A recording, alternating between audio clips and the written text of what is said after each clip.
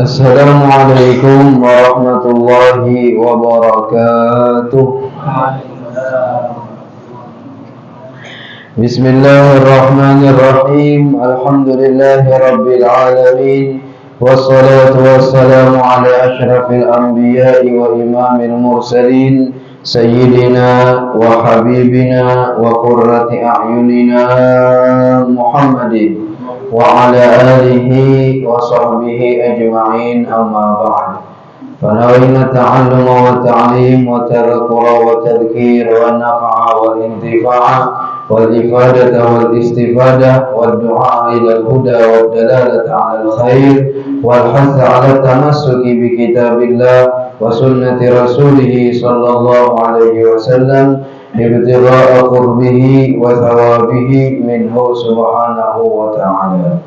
Qala al-muallif rahimahullahu ta'ala wa nafa'ana bi'ulumihi wa bi'ulumikum wa bi'ulumi sa'iri salihin ila an qala arsala anbiya dhawi fatana bisidqi wal tablighi wal amanah wa jaizun fi haqqihim min aradi bighairi naqsin ka khafifil maradi. Hadirin wal hadirat, bapak-bapak, ibu-ibu, saudara-saudari, jemaah majelis yang sama-sama dirahmati oleh Allah Subhanahu wa taala. Alhamdulillah wa syukrulillah, lagi dan lagi senantiasa kita bersyukur kehadirat Allah Subhanahu wa taala, senantiasa kita memuji Allah Subhanahu wa taala, yang mana Allah Subhanahu wa taala senantiasa tidak putus-putusnya melimpahkan karunia-Nya, rahmat-Nya, nikmat-Nya, hidayah-Nya, taufiknya kepada kita semua. Sampai pada malam hari yang mulia ini, alhamdulillah, Allah Subhanahu wa taala masih panjangkan umur kita dan sehatkan badan kita, dan kita seberataan dimudahkan oleh Allah Subhanahu wa taala untuk berhadir dalam majelis yang mulia ini. Mudah-mudahan umur kita dipanjangkan oleh Allah, disehatkan badan oleh Allah, dihindarkan dari segala macam penyakit, dijauhkan dari segala macam bala, dan diistiqamahkan kita oleh Allah Subhanahu wa taala dalam ketaatan kepadanya sampai meninggal dunia dalam keadaan husnul khatimah. Amin ya rabbal alamin. Salawat beserta salam selalu tercurah dan terlimpah kehadiran junjungan kita Nabi besar Muhammad sallallahu alaihi wasallam beserta keluarga, kerabat, dzurriyyat, sahabat, dan orang-orang yang senantiasa istiqamah mengikuti perjuangan beliau, menghidupkan sunnah-sunnah beliau, menjaga syariat-syariat beliau ila yaumil qiyamah. Hadirin wal hadirat rahimakumullah, kita lanjutkan pengajian kita dalam kitab Tauhid Aqidatul Awam sampai kepada perkataan musannif ila qaulihi radhiyallahu anhu wa ardahu arsala anbiya dhawi fatana. Allah Subhanahu wa taala mengutus anbiya, para nabi dan rasul. Dhawi fatana, memiliki sifat fatana yaitu cerdas, bisidqi dengan sifat jujur, wa tablighi dengan sifat tabligh menyampaikan, wal amanah dan memiliki sifat amanah. Jadi sampai hari ini, sampai pengajian hari ini, kita sudah mempelajari mengenai sifat-sifat yang berkaitan dengan Allah Subhanahu wa taala, baik sifat wajib, sifat mustahil, dan sifat jaiz atau yang boleh bagi Allah Subhanahu wa taala. Maka beliau pindah daripada menjelaskan mengenai sesuatu yang berkaitan dengan Allah Subhanahu wa taala, memulai yaitu dengan kita mempelajari mengetahui tentang para anbiya wal mursalin, utusan-utusan Allah Subhanahu wa taala. Karena ini merupakan rukun iman juga yang wajib kita imani. Beriman kepada Allah, beriman kepada malaikat-malaikatnya, beriman kepada rasul-rasulnya, beriman kepada kitab-kitabnya, beriman kepada qada dan qadar baik dan buruk daripada Allah. Amanar rasulu bima unzila ilaihi min rabbih wal mu'minun kullun amana billah wa malaikatihi wa kutubihi wa rusulihi la nufarriqu baina ahadin min rusulihi. Kita semua wajib beriman, meyakini kepada semua utusan-utusan Allah Subhanahu wa ta'ala, dan tidak membedakan antara yang satu dengan yang lain. Tidak membedakan antara satu nabi dengan nabi yang lain. Semua kita imani, ini semua rasul utusan Allah Subhanahu wa ta'ala. Dari sekian banyak makhluk yang diciptakan oleh Allah Subhanahu wa ta'ala, Allah Subhanahu wa ta'ala menjadikan manusia adalah makhluk yang paling mulia, dan manusia yang memimpin seluruh makhluk di permukaan bumi ini. Kemudian dari sekian manusia, Allah Subhanahu wa ta'ala memilih dari orang-orang pilihan, orang-orang istimewa, yaitu para nabi dan para rasul, yang mana jumlah mereka adalah nabi dan rasul 124.000 nabi dan rasul, mulai zaman Nabi Adam alaihi salam sampai baginda Nabi Muhammad sallallahu alaihi wasallam. Allah Subhanahu wa taala berfirman, Allahu yastafi minal malaikati rusulan wa minan nas.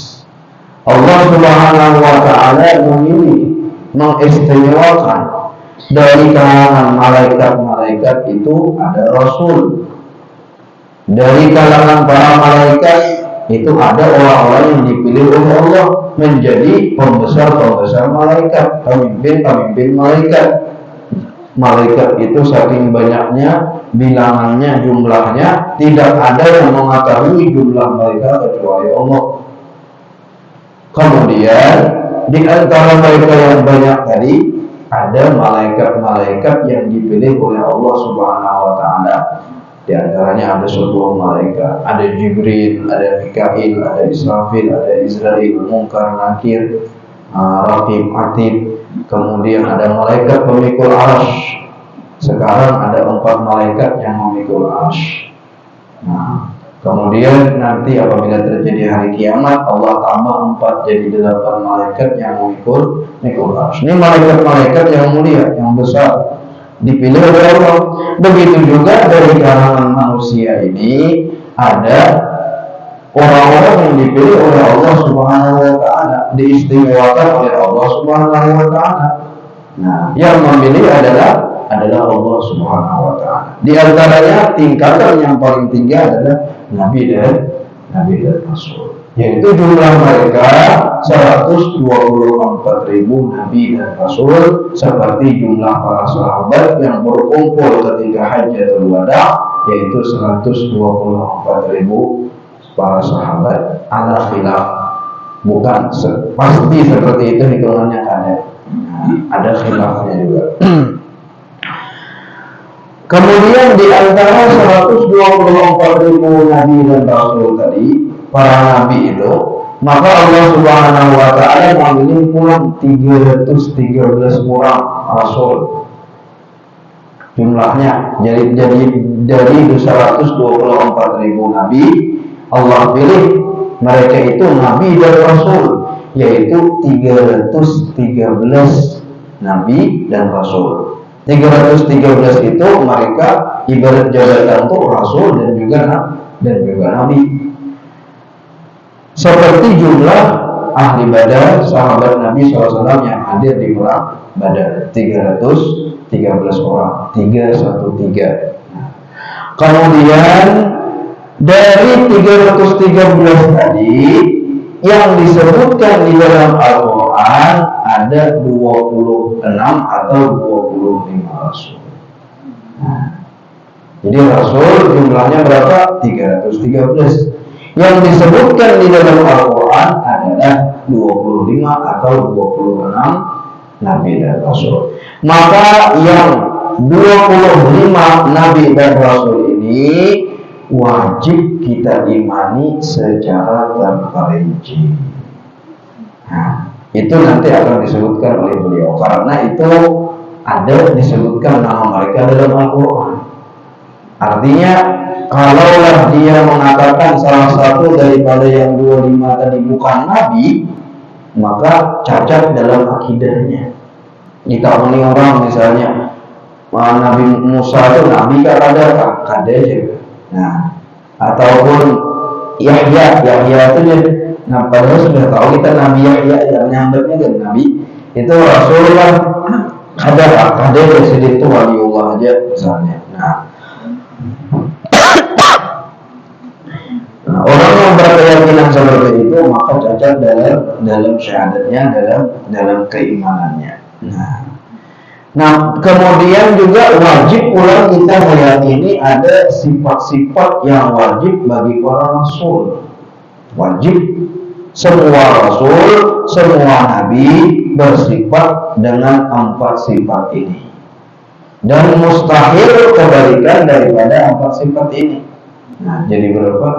Jadi 8. Nah, kemudian 1 sifat jais bagi rasul. Apa sifat yang pertama?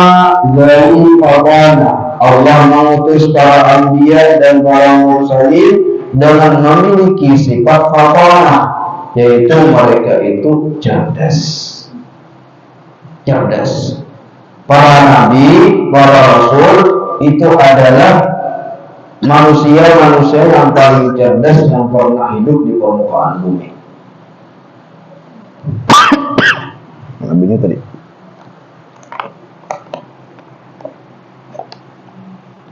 Kemudian yang paling pintar pula, yang paling cerdas di antara para nabi dan rasul tadi yaitu baginda Nabi Muhammad SAW. Seandainya seluruh akal manusia mulai dari zaman Nabi Adam sampai hari kiamat dikumpulkan, ditanding dengan akal yang diberikan oleh Allah kepada baginda Nabi Muhammad SAW, maka tidak menyamai sedikit pun daripada akal yang ada yang diberikan kepada baginda Nabi Muhammad SAW. Nah, maka para anbiya wal mursalin diberikan akal oleh Allah Subhanahu wa taala kecerdasan, cerdas. Nah, bukan pintar saja tetapi cerdas. Beda orang yang pintar, orang cerdas. Nah, orang harap matematika. Nah, apa aja soalnya bisa ngitung. Nah, bisa menyelesaikan tugas. Nah, ini katanya pintar. Tapi orang yang cerdas ini, siapa orang yang cerdas? Dia mengetahui keadaan dan bagaimana cara mengatasi, atau dia mengetahui hakikat permasalahan dan dia betul-betul mengetahui bagaimana cara menyelesaikan permasalahan ini dalam setiap saat kondisi, setiap saat dan keadaan. Hitungannya orang yang cerdas. Nah, para nabi diberikan oleh Allah Subhanahu wa taala sifat cerdas, sehingga siapapun musuh mereka maka akan kalah di hadapan para nabi dan rasul. Nah, walaupun nabi tadi bukan kalangan misalnya Abbasidin, bukan dari orang kaya, bukan dari orang yang berpengetahuan, tapi lahir dari mereka itu nabi, maka nabi tadi akan diberikan kecerdasan oleh Allah Subhanahu wa taala. Kayak Nabi Ibrahim. Nah, yang sering dicontohkan itu adalah Nabi Ibrahim. Melihat banyak patung yang halus-halus banyak ada di tanah, patung nanggana. Nah, jadi sinden ambil kapak dihancur sinden patung yang halus-halus yang dihiga sebelah kanan sebelah kiri. Imbah itu kapak tadi digantung sinden di mana? Di gulu patung nang paling ganal. Nah, Orang nih kada lain dah, ini Ibrahim nih yang menghancurkan patung nih. Soalnya terkenal Nabi Ibrahim ini yang memusuhi mereka. Nah, kada setuju dengan penyembahan berhala tadi, penyembahan patung. Maka dikiau Nabi Ibrahim, dihakimi Nabi Ibrahim. Nah, ujar Nabi Ibrahim, tuh lihat di sini. Kapak tuh di mana begentong? Di gunung. Nah, patung yang paling gena, berarti patung yang paling gena ini yang saik. Lawan patung yang halus-halus nih jadi Nabi Ibrahim. Lalu dihancurnya oleh patung yang gena nih. Nang semua patung yang halus-halus ini.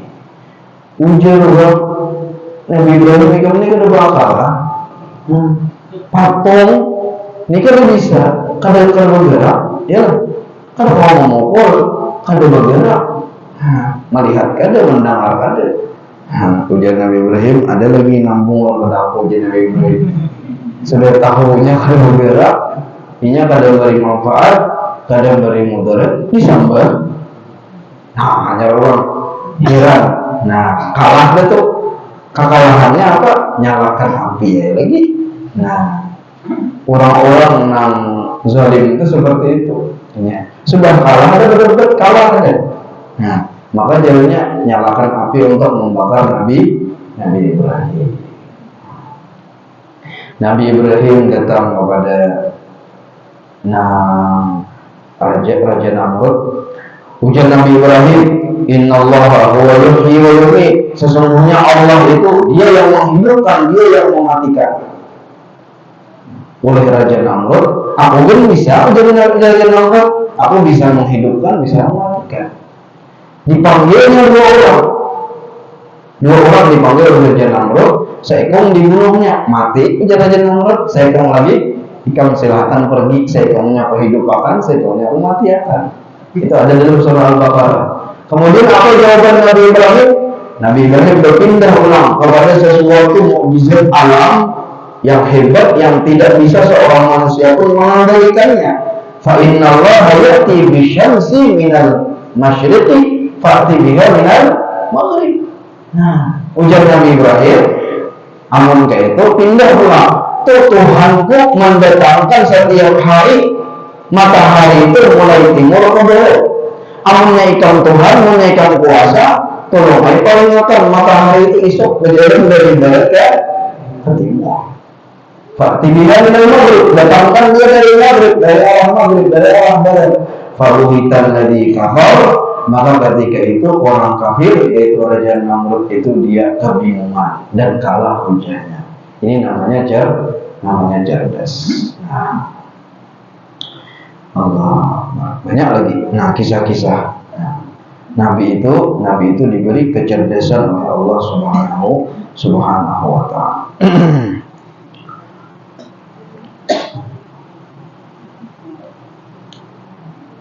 Nabi dan Rasul itu kan dijadikan oleh Allah Subhanahu wa Ta'ala untuk bisa membimbing manusia, menjadi pemimpin di antara manusia. Masa pemimpin orangnya belum atau anak-anak, ada mungkin ya kalau orangnya anak-anak ada yang paham, ada mungkin dijadikan pemimpin karena Allah empat. Maka setiap nabi diberikan kecerdasan.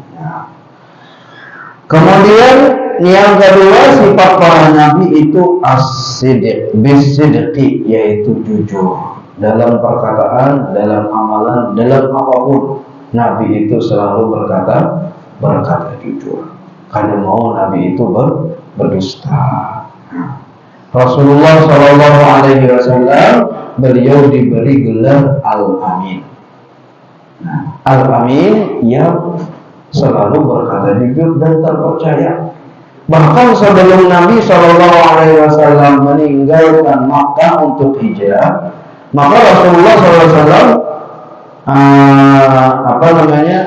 menyuruh Sayyidina Ali itu berlambat hijrah kada berumbai Nabi supaya apa? Membunyikan harta ataupun duit yang dititipkan oleh orang-orang kafir Quraisy kepada baginda Nabi Muhammad SAW. Mulanya itu maksudnya Nabi, orang-orang kafir Quraisy memusuhi Nabi, tapi mereka itu yakin bahwasanya Nabi Muhammad itu orang yang paling jujur sudah di Makkah. Dan sehingga mereka itu menitipkan duit, menitipkan harta, amun tulak ataupun duit ini banyak dititipkan dengan baginda Nabi Muhammad SAW. Lalu Nabi menyuruh Sayyidina Ali dalam hijrah itu, hikmahnya adalah, nah, jadi ketika itu kan di malam hari Rasulullah menyuruh Sayyidina Ali dia berselimut, elah. Nah, sebagian menjelaskan, ada macam-macam, tapi tidak untuk mengelebihi, bukan untuk mengelebihi orang-orang kafir Quraisy kadang. Di antaranya adalah dalam bab tadi hikmahnya supaya Sayyidina Ali memulihkan harta ataupun amanah titipan orang-orang kafir Quraisy. Sudah selesai dari memulihkan harta tadi, hanya Rasulullah hijrah ke Madinah. Nah, Nabi itu terkenal jujur dan tidak pernah berdusta. Watabligh, dan sifat Nabi itu menyampaikan apa yang harus disampaikan. Baligh ma unzila ilaika min rabbik, wahai Rasul, sampaikanlah apa yang Allah Subhanahu wa taala perintahkan untuk disampaikan. Wal amanah, dan memiliki sifat amanah. Kita baca mengenai jujur, Nabi Shallallahu Alaihi Wasallam bersabda, Inna sidqa yahdi ilal bir. Sesungguhnya jujur yahdi ilal bir, itu akan menyampaikan seseorang kepada kebaikan-kebaikan. Wa innal birra yahdi ilal jannah. Sesungguhnya kebaikan itu menyampaikan dia ke dalam surga. Wa inna rajula la yasbuqu hatta yakuna indallahi siddiqan. Dan sesungguhnya seorang laki-laki itu senantiasa dia berbuat jujur. Di sini rajul diartikan laki-laki dan wanita. Sesungguhnya seseorang itu dia selalu jujur. Hatta yakuna indallahi siddiqan, sampai dicatat di sisi Allah itu sebagai orang yang jujur. Bila sudah di sisi Allah dicatat sebagai orang yang jujur, maka Allah Subhanahu wa taala akan perlihatkan, akan perdengarkan kepada manusia bahwasanya orang ini jujur. Maka semua orang ketika itu mengetahui orang ini jujur. Nah, bila orang itu jujur terus berdagang jujur. Nah, pokoknya apa dia yang digaulinya jujur. Sampai sudah dicatat di sisi Allah orang ini jujur, maka ketika itu Allah Subhanahu wa taala akan umumkan di kalangan manusia sehingga si din ini terkenal. Kaulu kahilir kemana-mana, si din ini adalah orang yang jujur. Itu apabila sudah ditulis di sisi Allah Subhanahu wa taala sebagai orang yang jujur. Wa innal kadhiba, tapi sebaliknya dusta itu akan mengantarkan seseorang kepada perbuatan-perbuatan buruk. Karena awalnya berdusta, sehingga akan sampai kepada perbuatan-perbuatan buruk. Wa innal fujura yahdi ilan nar. Sesungguhnya perbuatan-perbuatan dosa dan buruk itu akan menyampaikan kepada neraka. Wa innar rajula la yakdzibu hatta yuktaba indallahi kadzaban. Sungguh seseorang itu dia senantiasa berdusta, pendustaan bahasa kitanya. Bilanya berjanji berdusta, bilanya berkadar ini berdusta, dustanya harus orang. Sudah beberapa kali dan ini mendustai orang. Kain aja sebulan bayar ya. Nah, sedang waktunya sebulan kada pulang duitnya. Nah, kada aja duitnya, padahal ada duitnya, tapi berdusta. Nah, atau ujar Nabi, ini Nabi langsunglah mengatakan bila orang itu dari Nabi berhutang niat membayari, pasti Allah Subhanahu wa taala berikan dia rezeki, mudahkan dia rezeki untuk membayarnya, asalkan bila sampai sudah waktunya dibayarnya. Tapi apabila digunakannya hal lain sampai waktunya yang hutangnya sudah sampai waktunya ada duitnya, nah 2 hari lagi gunakannya hal lain. maka itu sama dengan mendustai Allah Subhanahu wa taala, maka Allah Subhanahu wa taala memutuskan hubungan dengannya karena berjanji lagi untuk memudahkan dia dalam urusannya. Nah, amun sudah orang tadi bila berpandai pendustaan, lalu dicatat di sisi Allah sebagai orang pendusta, di sisi Allah ya dicatat sebagai pendusta, maka Allah akan umumkan, akan pamerkan di kalangan manusia ini bahwasanya orang itu pendustaan, sehingga orang mulai hulu ya lah di Sumberang di mana-mana orang tahu sekarang orang ada percaya ini itu pendustaan. Nah, bila sudah dicatat di sisi Allah seperti itu, dipamerkan, diumumkan kepada manusia ini itu orang pendustaan, maka sampai mati karena orang mengetahui bahwasanya ini itu orang yang pendustaan. Nah, itu bila ini rancak sudah berdusta. Nah, hadisnya kayak itu. Nah, ujar Nabi Shallallahu Alaihi Wasallam, taharrau sidqa, jagalah sifat jujur. Bagaimanapun keadaan engkau, selalu engkau itu jujur. Nah, dan hadisnya Masya Allah, wa in ra'aitum annal halakata fihi, tetap engkau berkata jujur, berbuat jujur, walaupun engkau melihat apabila engkau jujur maka engkau akan celaka. Kita ini tahu, bila kita ini berdusta kita semangat, tapi bila kita jujur maka kita ini celaka. Kita diampihi orang jadi turunakan orang jabatan macam-macam. Nah, amunnya jujur kita pacang ada sesuatu yang menimpa kita, diampihi orang begawi misalnya, amun kita jujur. Tapi amun kita berdusta kada diampihi orang. Nah, maka ujar Nabi Shallallahu Alaihi Wasallam, tetaplah engkau berbuat jujur, berkata jujur, walaupun engkau melihat apabila engkau jujur maka ada sesuatu yang membinasakan engkau. Nah, fa inna fihin najah, tetapi yakinilah bahwasanya setelah itu Allah Subhanahu wa taala akan memberikan kemenangan kepada engkau, akan memberikan keselamatan kepada engkau.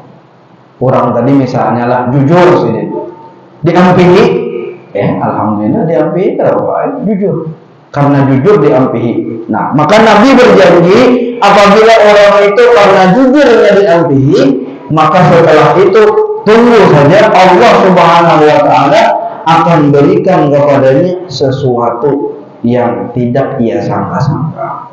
Mungkin Allah gantikan gawian yang lebih bersih, Allah gantikan gawian yang lebih berkah daripada itu, Allah gantikan sesuatu yang lebih berkah, lebih berkali lipat kadang-kadang gajiannya karena ia berkata jujur, walaupun diampihi di gawian pertama.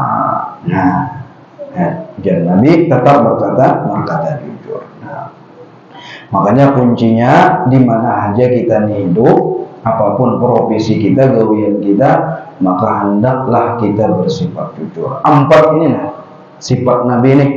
Nah, cerdas, kemudian jujur, kemudian nanti kita akan bahas tabligh, dan juga memiliki sifat amanah. Nah, memiliki sifat amanah, maka kita akan sukses di dunia dan di akhirat. Nyaman kita hidup di dunia dan di akhirat. Mudah-mudahan Allah Subhanahu wa taala berikan sifat-sifat para nabi, para anbiya, sifat-sifat yang baik kepada kita.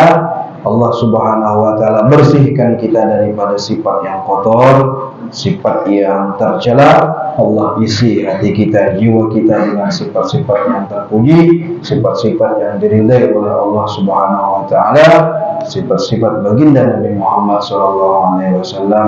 Amin ya rabbal alamin. Al-Fatihah.